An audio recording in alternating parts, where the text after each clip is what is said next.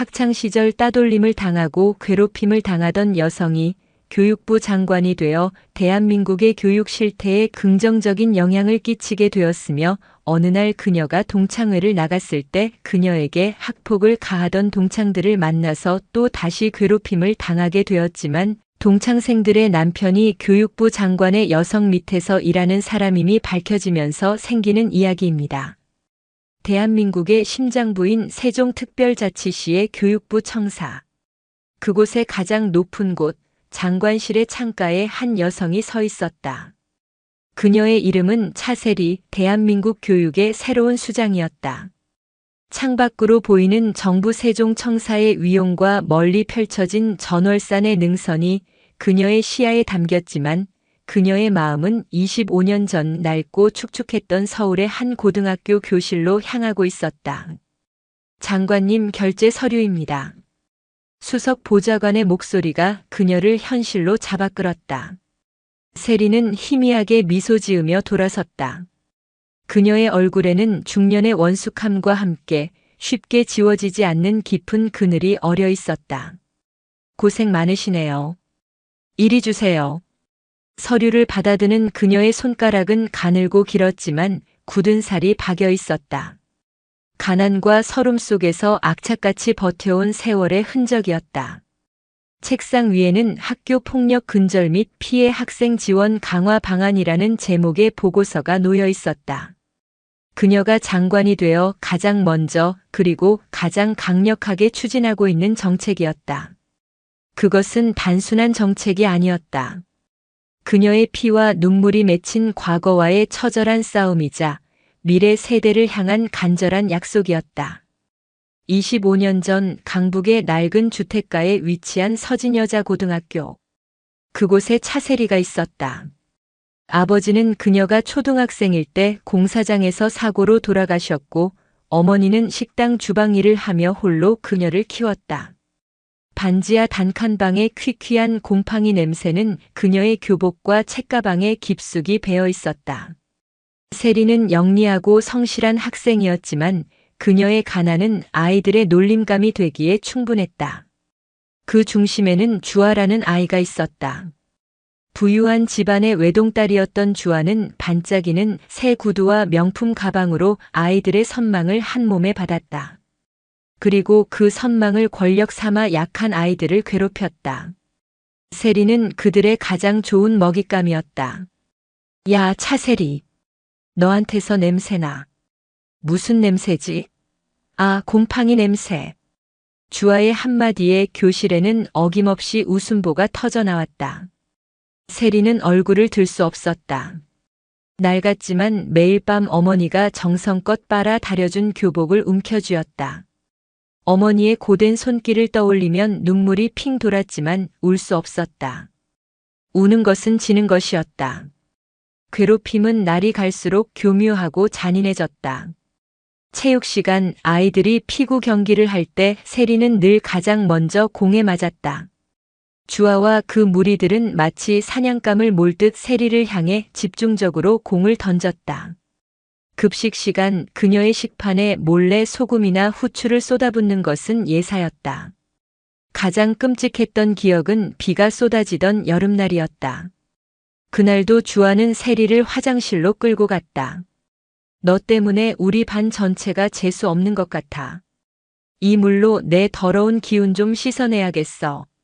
주아는 비웃으며 청소용 양동이에 담긴 흙탕물을 세리의 머리 위로 쏟아부었다. 퀴퀴한 냄새가 나는 흙탕물이 교복을 적시고 책가방 속의 낡은 책들을 망가뜨렸다.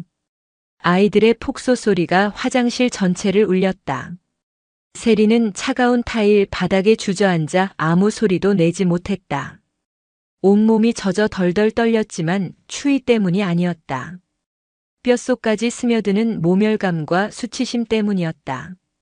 그 순간 세리는 결심했다. 이 지옥 같은 현실에서 반드시 벗어나리라. 누구도 자신을 무시하거나 짓밟을 수 없는 존재가 되리라. 눈물이 아닌 잉크와 땀으로 내 삶을 다시 쓰리라. 그날 이후 세리는 독하게 공부했다. 밤을 새워 책을 읽고 문제를 풀었다. 가난은 그녀를 더 단단하게 만들었다.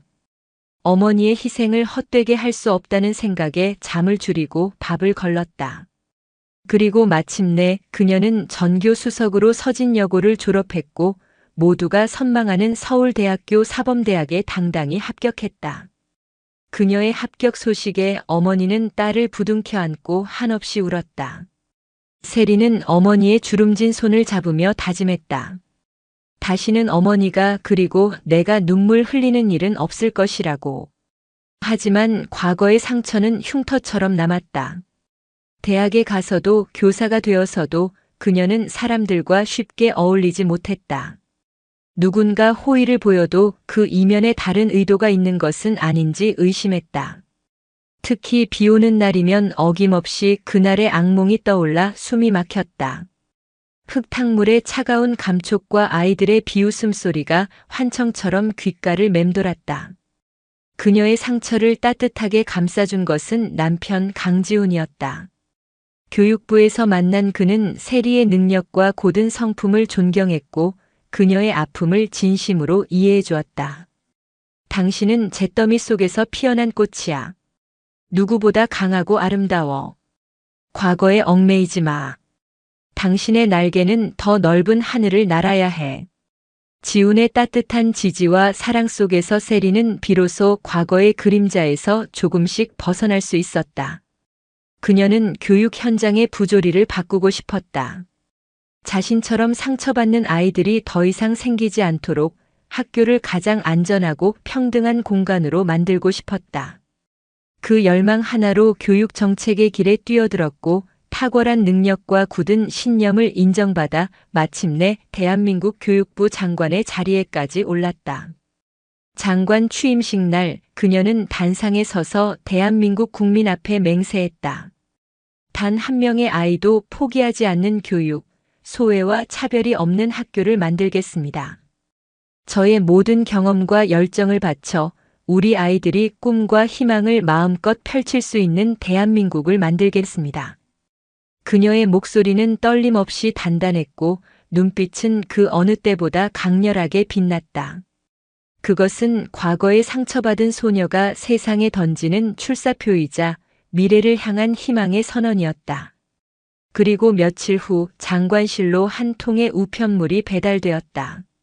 자랑스러운 서진여고 동문회라는 글자가 선명한 동창회 초대장이었다. 25년 만에 날아온 과거로부터의 편지. 세리는 초대장을 든 채 한동안 움직일 수 없었다. 잊었다고 생각했던, 아니 잊고 싶었던 이름들이 눈앞에 아른거렸다.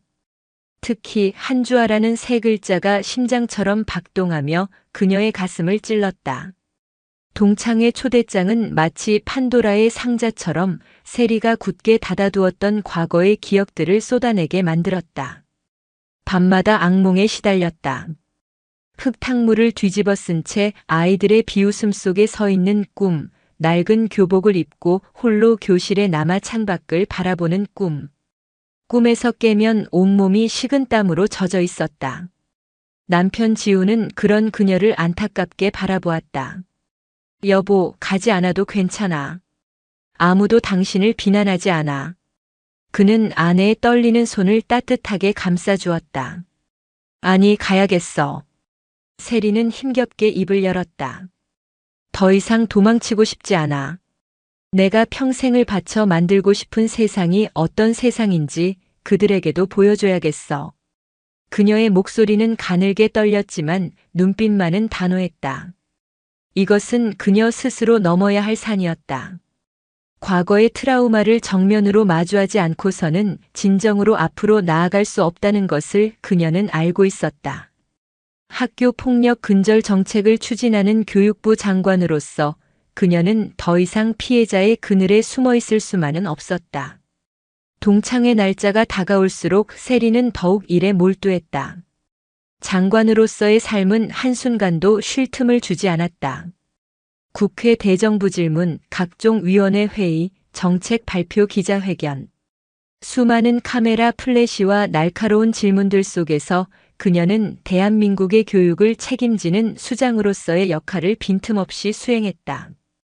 장관님, 이번 학교 폭력 실태 조사 결과 언어 폭력과 사이버 폭력의 비율이 급증한 것으로 나타났습니다. 특히 초등학교 저학년까지 그 연령대가 낮아지고 있어 대책 마련이 시급합니다. 보고를 듣는 세리의 표정은 그 어느 때보다 심각했다. 25년 전 그녀가 겪었던 폭력은 주로 물리적인 것이었다.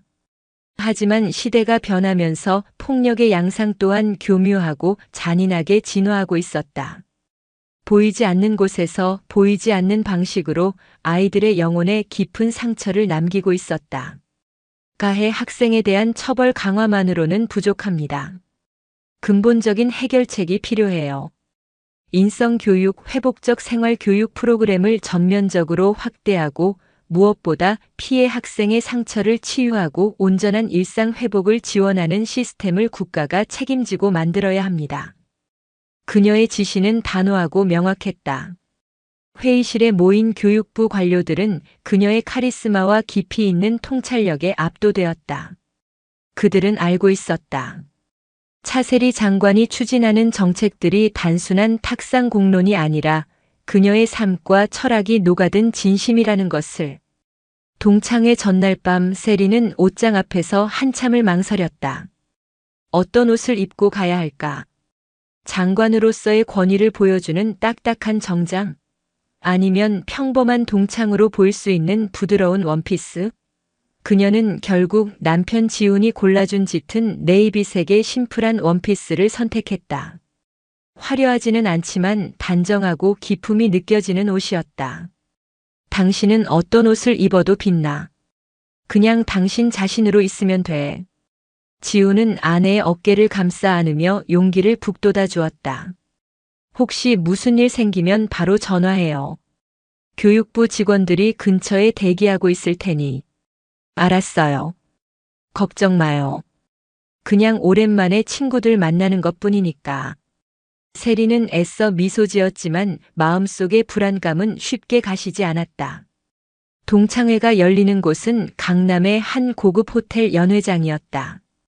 화려한 샹들리에와 최고급 음식들, 명품으로 치장한 사람들. 25년 전과 마찬가지로 그들만의 세상은 여전히 견고해 보였다.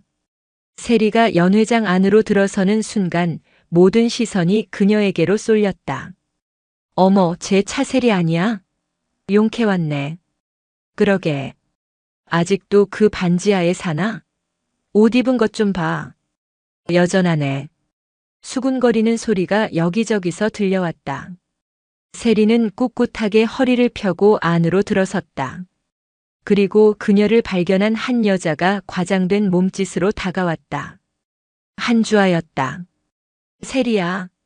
차세리 맞지? 와, 정말 오랜만이다. 하나도 안 변했네. 주아는 여전히 화려하고 아름다웠다. 유명 로펌 대표라는 남편의 재력을 과시하듯 그녀의 온몸은 값비싼 보석들로 번쩍였다. 그녀는 세리의 손을 잡으며 반가운 척했지만 그녀의 눈은 세리의 머리부터 발끝까지 훑으며 경멸의 빛을 숨기지 않았다. 그때 그렇게 졸업하고 어떻게 지냈어? 연락도 안 되고. 우리 다들 너 걱정했잖아. 거짓말. 세리는 속으로 중얼거렸다. 너희는 단 한순간도 나를 걱정한 적이 없었다. 그저 너희의 지루한 삶에 잠깐의 가십거리가 필요했을 뿐. 주아의 주변으로 예전의 무리들이 하나둘씩 모여들었다. 그들은 세리를 위아래로 훑어보며 노골적으로 비웃었다. 세리는 어디서 일해? 결혼은 했고? 남편은 뭐하는 사람이야? 질문들이 쏟아졌지만 세리는 그저 희미하게 미소 지을 뿐이었다. 그녀의 침묵은 그들을 더욱 자극했다. 야, 말해봐. 설마 아직도 아르바이트 같은 거 하는 건 아니지? 그때 주아가 와인 잔을 들고 세리에게 다가왔다. 자, 옛날 생각난다. 우리 이렇게 다시 만나게 된 거 정말 기쁘지 않니? 건배하자. 세리는 주아의 눈을 똑바로 쳐다보았다. 그 눈 속에는 25년 전과 똑같은 잔인한 장난기가 서려 있었다. 세리가 와인 잔을 받으려 손을 뻗는 순간 주아는 일부러 손을 헛디디는 척하며 와인 잔을 기울였다. 붉은 와인이 세리의 네이비색 원피스 위로 쏟아졌다. 어머, 미안해. 손이 미끄러졌네. 주아는 과장되게 소리쳤지만 그녀의 입가에는 비웃음이 걸려 있었다. 연회장에는 다시 한번 폭소가 터져 나왔다. 25년 전 화장실에서 흙탕물을 뒤집어 썼던 그날의 기억이 선명하게 되살아났다. 모든 것이 그대로였다. 장소와 시간만 바뀌었을 뿐 가해자의 잔인함과 방관자들의 비겁함은 조금도 변하지 않았다. 붉은 와인이 마치 피처럼 그녀의 옷을 적셨다. 하지만 이번에 세리는 주저앉지 않았다. 그녀는 젖은 옷을 내려다보며 조용히 입을 열었다. 괜찮아, 주아야. 그녀의 목소리는 놀랍도록 차분했다. 옷은 다시 사면 되지만 한번 망가진 인성은 다시 되돌리기 힘들지 않겠니? 연 회장의 웃음소리가 순간 멎었다. 주아의 얼굴이 붉게 달아올랐다. 감히 차세리가 자신에게 반격하리라고는 상상도 못했던 것이다. 정적이 흐르는 연 회장. 모든 시선이 세리와 주아에게로 향했다. 주아는 당황한 기색을 감추지 못하고 목소리를 높였다. 뭐? 너 지금 뭐라고 했어? 야, 차세리. 내가 감히 누굴 가르치려 들어? 가르치려는 게 아니야.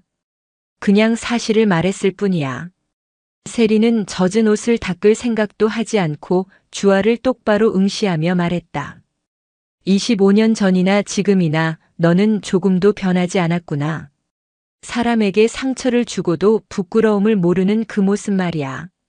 세리의 차분하지만 날카로운 말에 주아의 얼굴은 분노로 일그러졌다.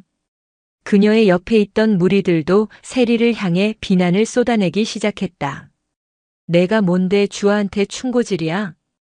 어디서 굴러먹다 왔는지 모를 주제에 여기가 어디라고 와서 행패야. 그때 주아의 남편이자 유명 로펌 대표인 박태민이 다가왔다. 그는 거만하게 팔짱을 낀 채 세리를 위아래로 훑어보았다. 여보, 이런 사람이랑 무슨 말을 섞어. 수준 떨어지게. 그는 세리를 향해 경멸적인 시선을 던지며 말했다. 어디서 일하는지는 모르겠지만 내 아내한테 함부로 말한 거 사과하는 게 좋을 겁니다. 내가 누군지 알면 당신 인생이 꽤 피곤해질 수 있거든. 협박이었다. 법을 무기 삼아 약자를 짓밟는데 익숙한 자의 오만함이 묻어났다. 세리는 박태민을 바라보았다. 그의 눈에서도 아내와 똑같은 타인에 대한 존중이라고는 찾아볼 수 없는 경멸감이 느껴졌다. 사과해야 할 사람은 제가 아닌 것 같은데요. 세리는 흔들림 없는 목소리로 말했다. 당신 아내가 제게 한 행동, 그리고 당신이 지금 저에게 한 말. 모두 명백한 모욕이고 협박입니다. 변호사라는 분이 그 정도는 잘 아실 텐데요. 박태민의 미간이 꿈틀거렸다.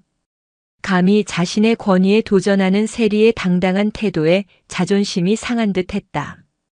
분위기는 일촉즉발의 상황으로 치달았다. 동창들은 흥미진진한 구경거리가 생겼다는 듯 두 사람을 지켜보며 수군거렸다. 바로 그때였다. 장관님, 연 회장 입구에서 다급한 목소리가 들려왔다. 사람들의 시선이 일제히 그쪽으로 향했다. 말끔한 정장 차림의 남성 서너 명이 빠른 걸음으로 들어오고 있었다. 그들의 손에는 서류 가방이 들려 있었다. 그들은 망설임 없이 곧장 세리에게로 다가왔다. 가장 앞장서서 걸어오던 남자는 바로 세리의 남편 강지훈이었다. 장관님 괜찮으십니까? 긴급히 결제 받으셔야 할 서류가 있어서 왔습니다.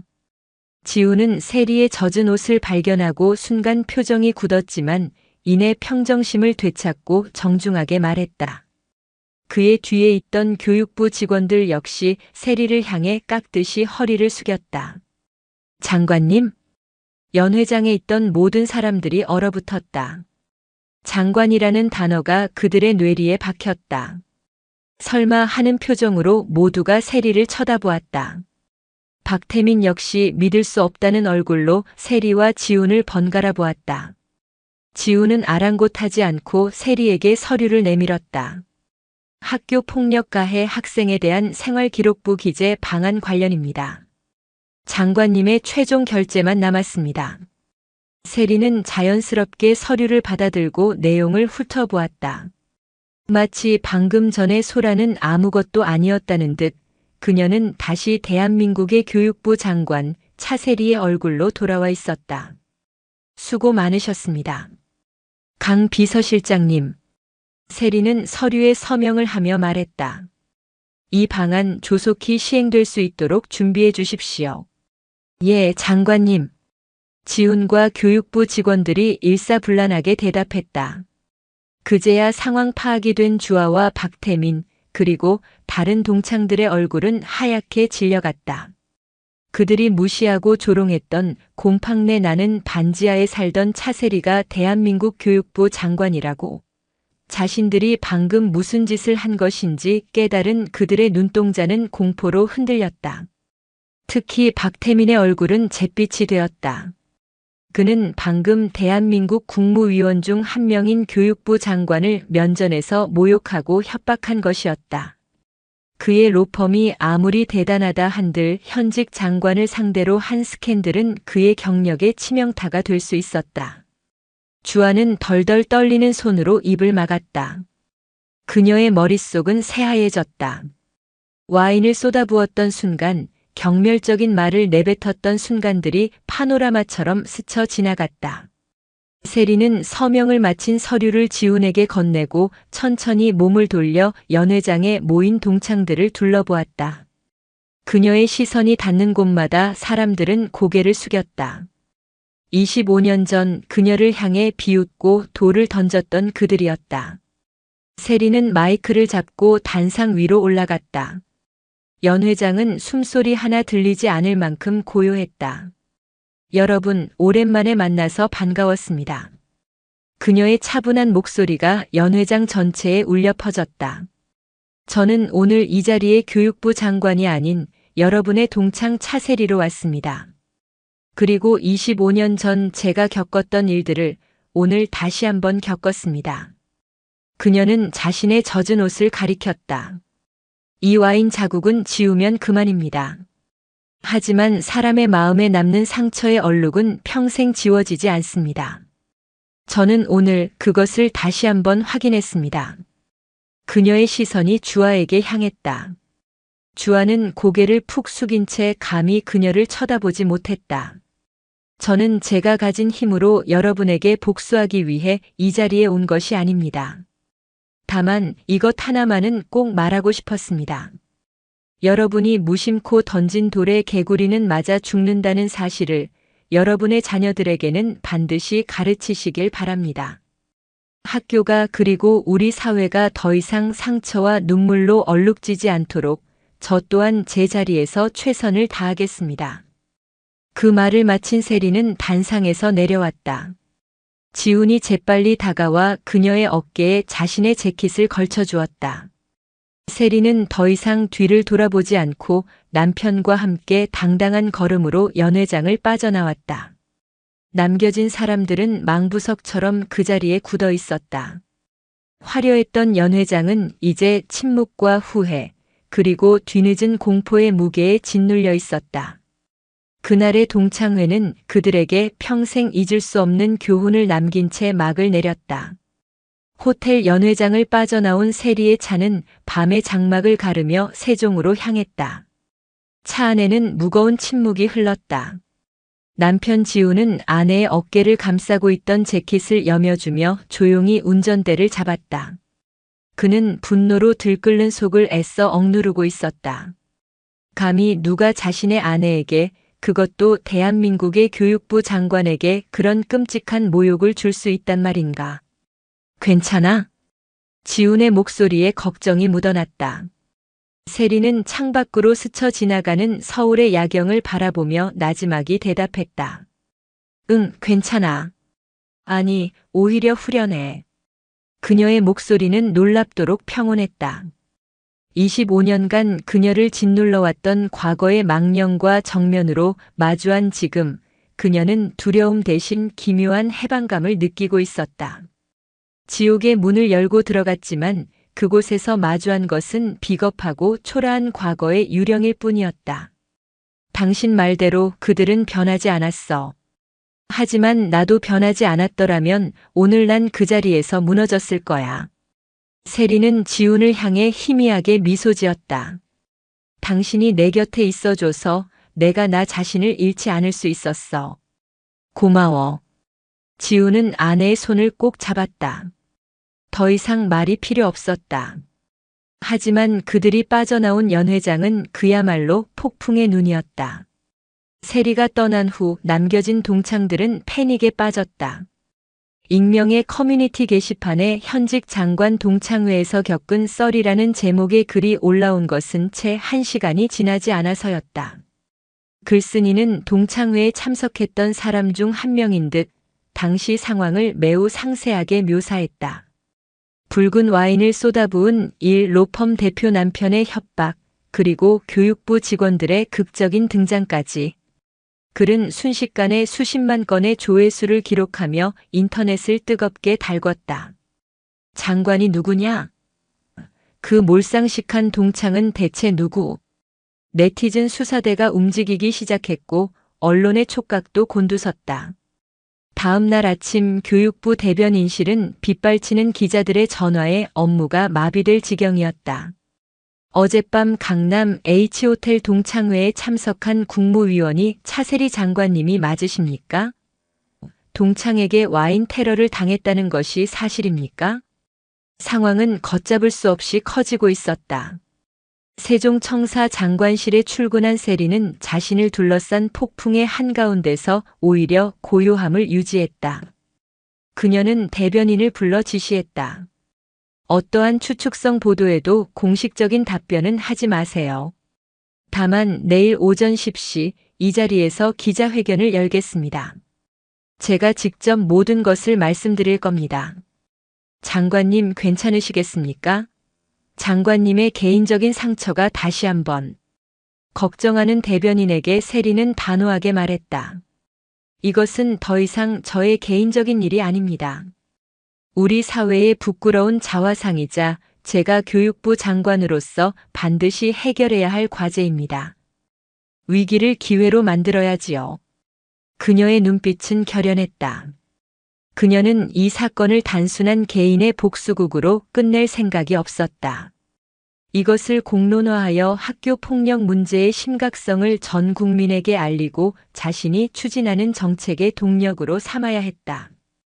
같은 시각 서울 서초동의 최고급 주상복합 아파트에서는 한주아와 박태민이 창백한 얼굴로 마주 앉아 있었다.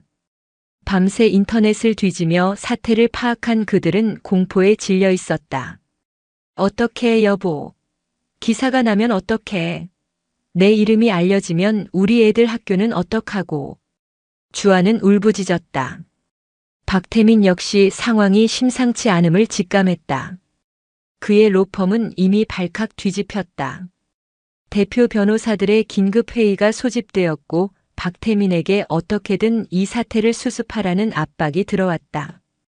현직 장관을 협박한 변호사라는 꼬리표가 붙는 순간 그의 경력은 물론 로펌 전체의 신뢰도가 추락할 것은 불 보듯 뻔했다.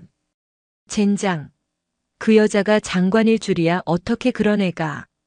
박태민은 욕설을 내뱉으며 머리를 쥐어뜯었다. 그들의 오만과 편견이 스스로의 발등을 찍은 셈이었다. 그들은 세리가 어떤 반격을 해올지 몰라 전전긍긍했다.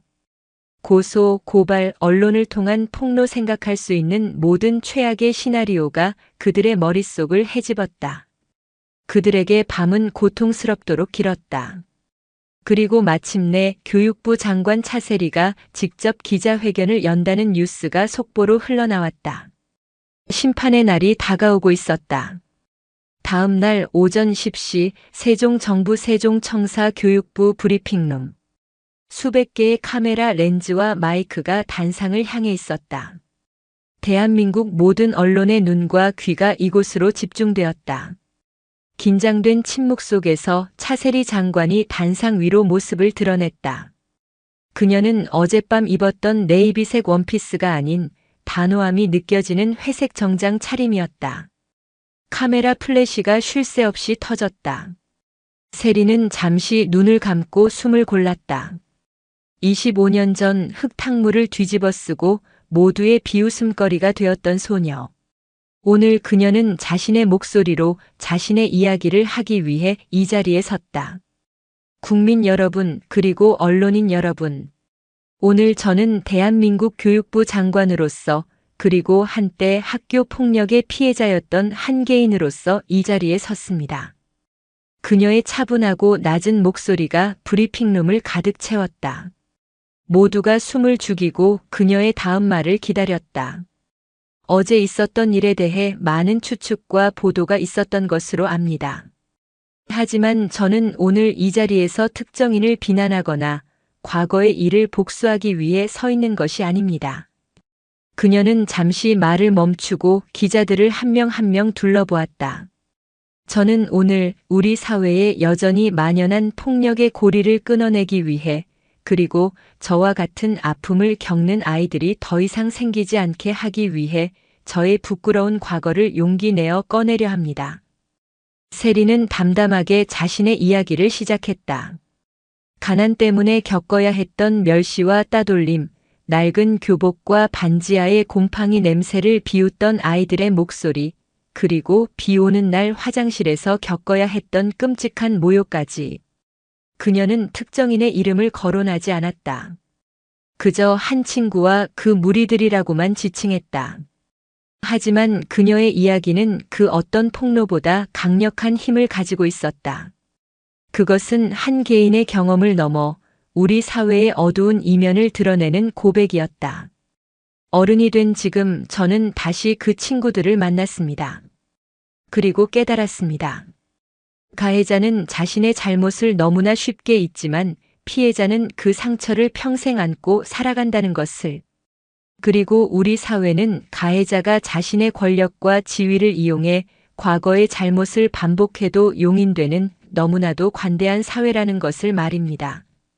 그녀의 목소리에 미세한 떨림이 실렸다. 그것은 분노가 아닌 깊은 슬픔의 떨림이었다. 저는 묻고 싶습니다. 학교는 과연 안전한 곳입니까? 우리 아이들은 서로를 존중하고 배려하는 법을 제대로 배우고 있습니까? 우리는 아이들에게 너만 잘나면 된다는 이기적인 성공이 아니라 더불어 함께 살아가는 공동체의 가치를 가르치고 있습니까? 세리의 질문은 브리핑룸을 넘어 대한민국 전체를 향한 날카로운 송곳이 되었다. 그래서 저는 저의 남은 임기 동안 이 문제 해결에 모든 것을 걸겠습니다. 학교 폭력 가해 사실의 생활기록부 기재를 강화하고 대학 입시 및 공직 임용에까지 불이익을 주는 방안을 검토하겠습니다. 가해자가 자신의 행동에 반드시 책임을 지게 만들겠습니다. 동시에 피해 학생들이 온전히 상처를 회복하고 일상으로 돌아올 수 있도록 국가가 책임지는 통합 지원 시스템을 구축하겠습니다. 그리고 그녀는 마지막으로 결정적인 한 수를 던졌다. 그 첫걸음으로 피해 학생들을 위한 심리 상담, 법률 지원, 학업 보조를 원스톱으로 제공하는 희망의 교실센터를 전국 시도교육청과 협력하여 설립하겠습니다. 이 자리에는 저와 같은 아픔을 겪은 선배들이 멘토로 참여하여 아이들의 손을 잡아줄 것입니다. 기자회견은 끝났다. 하지만 그 파장은 이제 시작이었다. 세리의 진솔한 고백과 강력한 정책 의지는 국민들의 마음을 움직였다. 차세리 장관을 지지합니다. 학교 폭력 근절, 이번에야말로 뿌리 뽑자는 여론이 들불처럼 번져나갔다. 청와대 국민청원 게시판에는 관련 법안의 조속한 처리를 요구하는 청원이 수십만 명의 동의를 얻었다. TV로 기자회견을 지켜보던 한주아는 그 자리에 주저앉았다. 자신의 이름이 거론되지 않았다는 안도감도 잠시, 그녀는 온몸이 부서지는 듯한 수치심에 휩싸였다. 차세리는 자신을 공격하지 않았다. 오히려 자신의 상처를 더 큰 대의를 위한 도구로 승화시켰다. 세리의 고결한 분노 앞에서 자신의 행동이 얼마나 추하고 비겁했는지 비로소 깨달았다.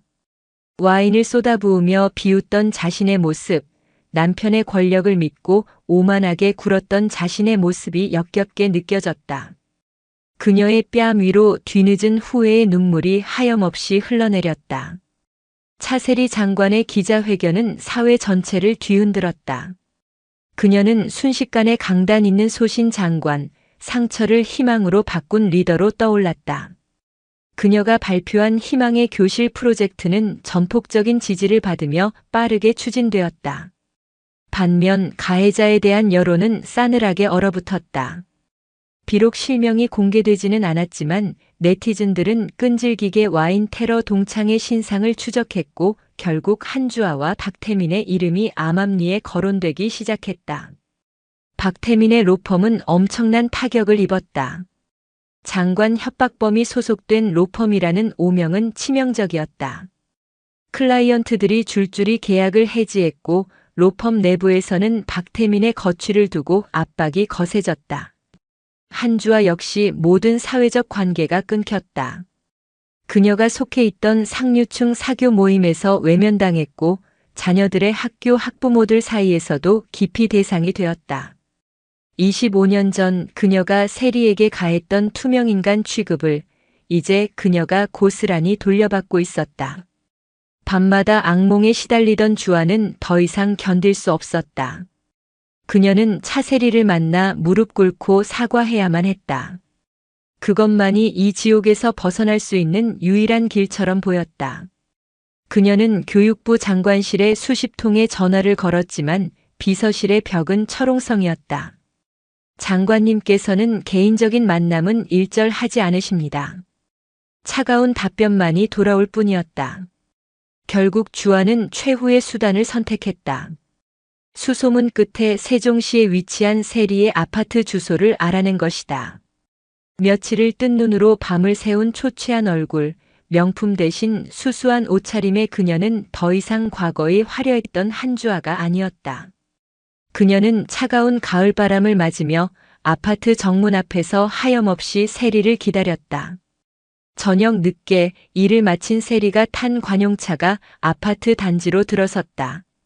차에서 내리는 세리를 발견한 주아는 미친 듯이 달려갔다. 세리야. 아니 장관님.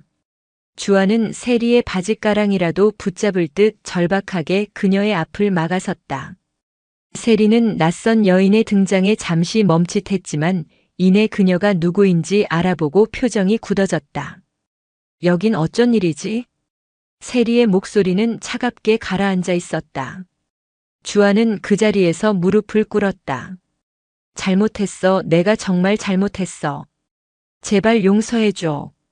나 때문에 남편 인생도 우리 애들 인생도 다 망가지게 생겼어. 제발 선처를. 주아는 땅바닥에 머리를 박고 엉엉 울며 빌었다. 하지만 그녀의 사과는 온통 자기 자신을 향해 있었다. 자신의 망가진 삶, 잃어버린 평판에 대한 두려움뿐이었다. 세리는 무릎 꿇고 있는 그녀를 차갑게 내려다보았다. 한참 동안 침묵하던 세리가 마침내 입을 열었다. 일어나. 주아는 고개를 들지 못했다. 일어나서 내 눈을 봐, 한주아. 세리의 단호한 목소리에 주아는 마지못해 고개를 들었다. 눈물과 콧물로 범벅이 된 얼굴은 비참하기 짝이 없었다. 세리는 그런 그녀의 눈을 똑바로 응시하며 조용하지만 날카롭게 물었다. 내가 정말 미안한 건 25년 전 나에게 씻을 수 없는 상처를 줬다는 사실이니? 아니면 그때의 내가 지금의 교육부 장관이라는 사실이니? 세리의 질문은 비수처럼 주아의 심장에 박혔다. 말문이 막혔다. 만약 차세리가 여전히 가난하고 힘없는 동창이었다면 자신이 과연 이렇게 무릎을 꿇고 사과했을까? 대답할 수 없었다. 그녀의 침묵이 바로 그 대답이었다. 세리는 깊은 한숨을 내쉬었다. 진정한 사과는 용서해달라고 비는 게 아니야. 자신의 잘못을 온전히 인정하고 그로 인해 상대가 겪었을 고통을 진심으로 이해하려는 노력에서 시작되는 거야. 그리고 다시는 같은 잘못을 반복하지 않겠다고 남은 삶으로 증명해 보이는 거지. 나에게 용서를 구하지 마. 대신 내 자신에게 물어봐. 내가 지난 25년간 얼마나 많은 사람들에게 상처를 주며 살아왔는지, 그리고 앞으로 어떻게 살아가야 할지. 진정한 속죄는 내 용서가 아니라 너의 남은 인생에 달려 있어. 그 말을 마친 세리는 차갑게 돌아섰다. 더 이상 그녀를 돌아보지 않고 아파트 안으로 들어갔다. 텅 빈 공간에 홀로 남겨진 주아는 세리의 마지막 말이 남긴 무거운 의미를 곱씹으며 오랫동안 그 자리에 주저앉아 통곡했다. 그것은 동정과 연민을 구걸하던 눈물과는 다른 자신의 영혼 깊은 곳에서부터 터져나오는 진짜 참회의 눈물이었다. 차세리 장관이 쏘아 올린 공은 대한민국 사회 전체를 뒤흔드는 거대한 파문이 되었다. 그녀의 용기 있는 고백과 정책적 결단은 단지 가십으로 소비되지 않고 학교 폭력이라는 낡고 지겨운 문제를 수면 위로 완전히 끌어올리는 기폭제가 되었다. 차세리 현상이라는 말까지 생겨났다.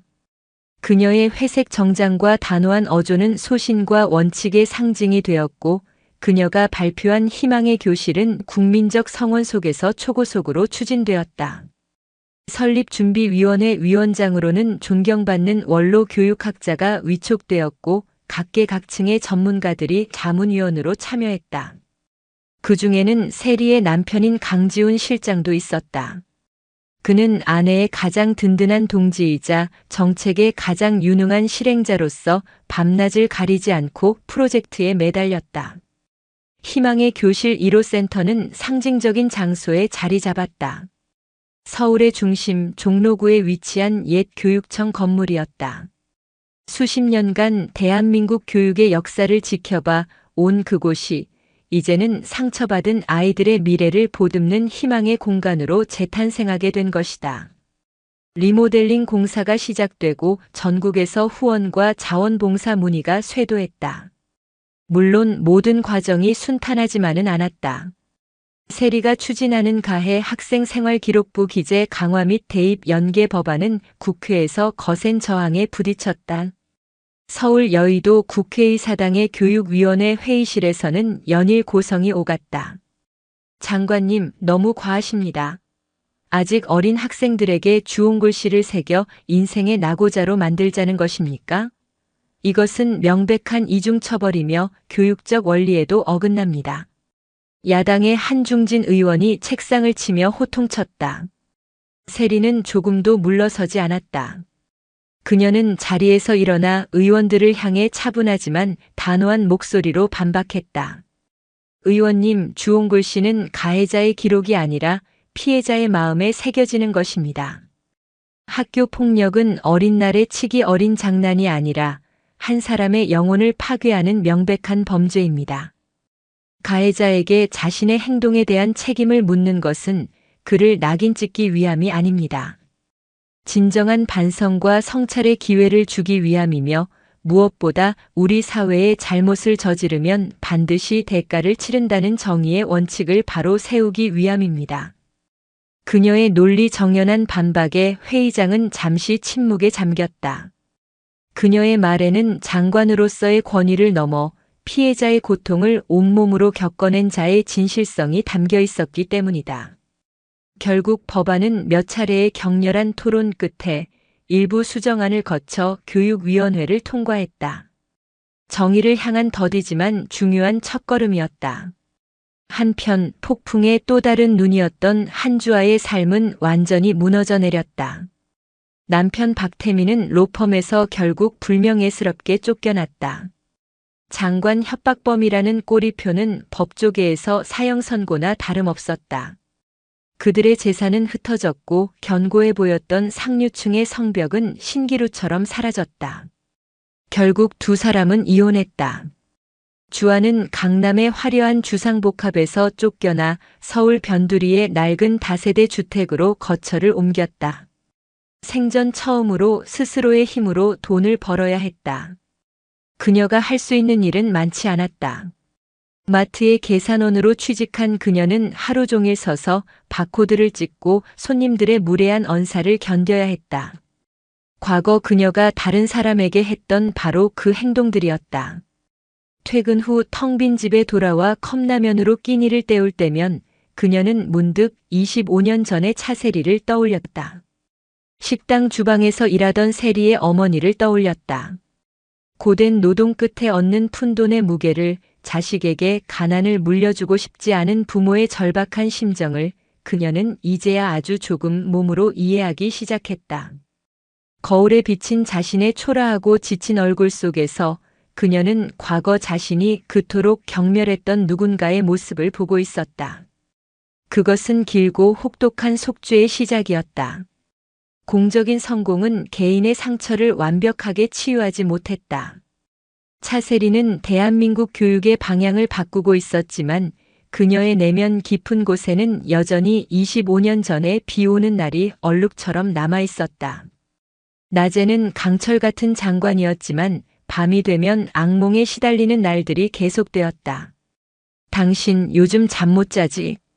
어느 날 밤 남편 지훈이 그녀의 지친 얼굴을 어루만지며 물었다. 세리는 애써 웃어 보였지만 그의 눈을 피할 수는 없었다. 괜찮아요. 조금 피곤해서 그래요. 아니, 안 괜찮아 보여.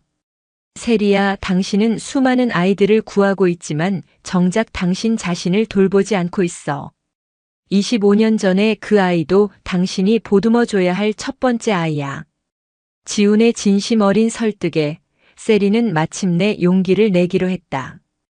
그녀는 주말을 이용해 서울의 한 심리 상담센터를 조심스럽게 찾았다. 장관이라는 신분을 숨기고 그저 과거의 상처로 힘들어하는 한 사람으로서 상담을 받기 시작했다. 상담사와 마주 앉아 자신의 이야기를 털어놓는 것은 기자회견장에서 연설하는 것보다 훨씬 더 힘든 일이었다. 꾹꾹 눌러왔던 감정들이 터져나왔다. 분노, 슬픔, 수치심, 그리고 자기 자신에 대한 연민까지. 저는 제가 약해서 당했다고 생각했어요. 그래서 더 강해져야 한다고, 누구도 저를 무시하지 못하게 만들어야 한다고만 생각하며 살아왔어요.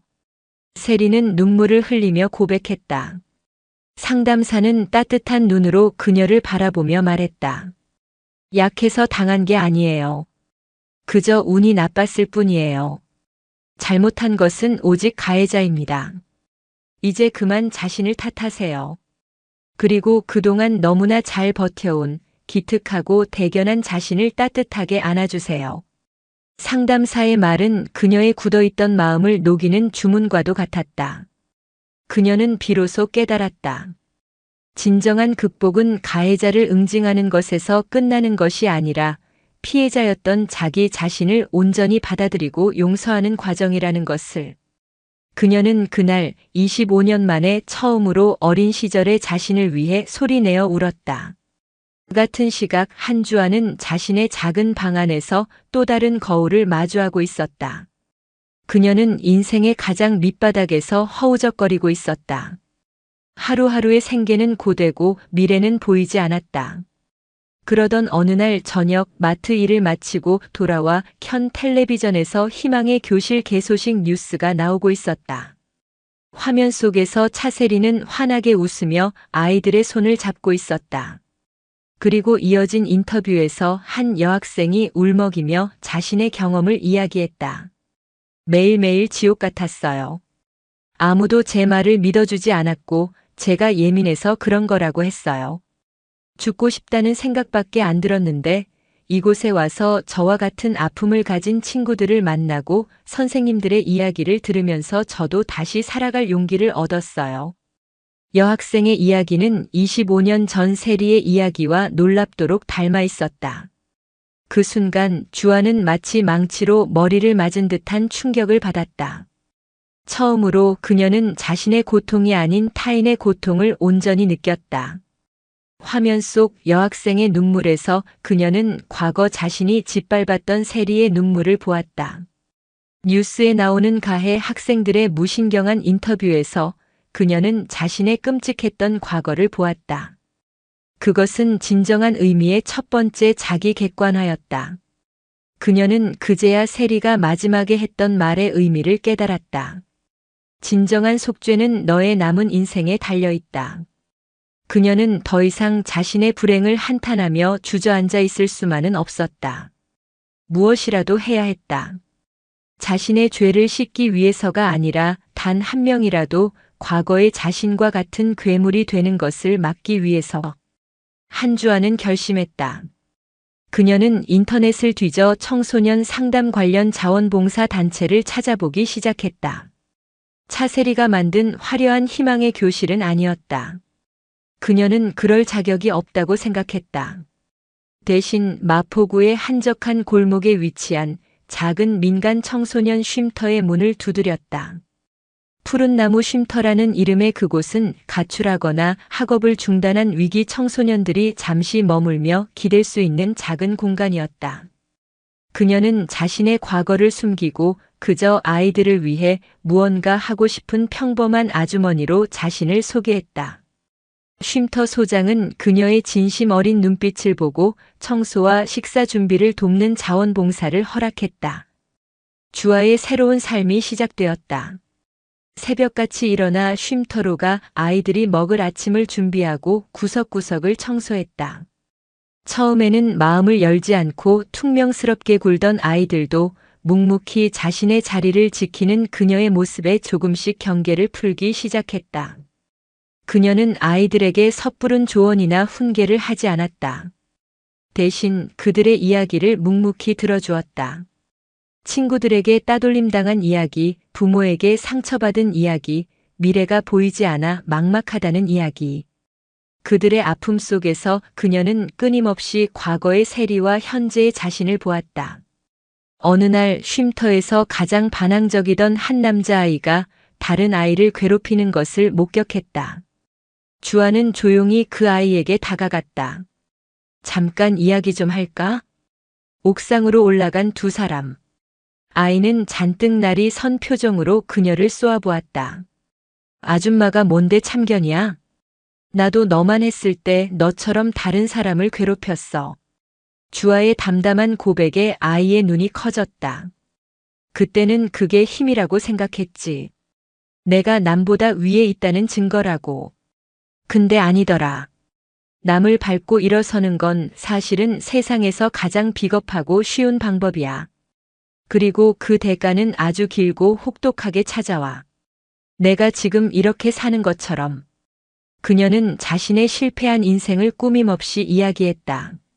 화려했던 과거와 비참한 현재, 그리고 뼛속 깊이 후회하고 있는 자신의 어리석음을. 그녀의 이야기는 그 어떤 도덕 교과서보다 더 큰 울림으로 아이의 마음에 가닿았다. 아이는 고개를 숙인 채 아무 말도 하지 못했다.